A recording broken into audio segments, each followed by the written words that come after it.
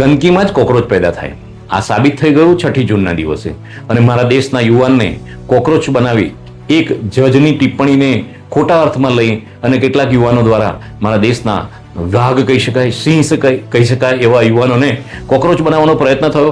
પરંતુ મારા દેશના યુવાનોને અભિનંદન છે, ધન્યવાદ છે કે એ કોકરોચ બનાવવાની રેસમાં ના લાગ્યા. હા, કંઈક કેટલાક યુવાનો જે લોકો માત્ર ને માત્ર ખોટી તકો શોધતા હોય છે એવા લોકો રવાડે ચડ્યા અને જંતર મંતર સુધી પહોંચ્યા.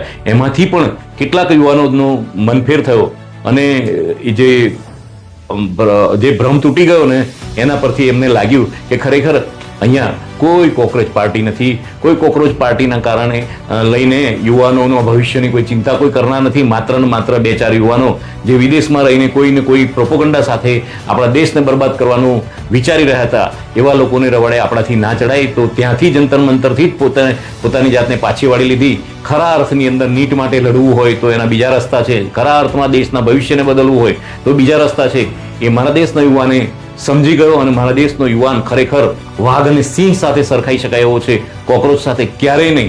કોઈ જજની ટિપ્પણી ક્યાંક કોઈ કેસને લઈને હશે, પરંતુ એ ટિપ્પણીને લઈને મારા દેશનો આખો યુવાન જે કહેવાય કરોડોની સંખ્યામાં છે, ભલે 22 મિલિયન એના ફોલોવર થઈ ગયા હોય, પરંતુ એ જાણવા શું છે એ જાણવા માટે કદાચ ફોલો કર્યા હશે, પરંતુ સાચા અર્થની અંદર આવી કોઈ કોકરોચ પાર્ટી સાથે જોડાવા માટે મારા દેશનો યુવાન તૈયાર નથી અને નથી જ.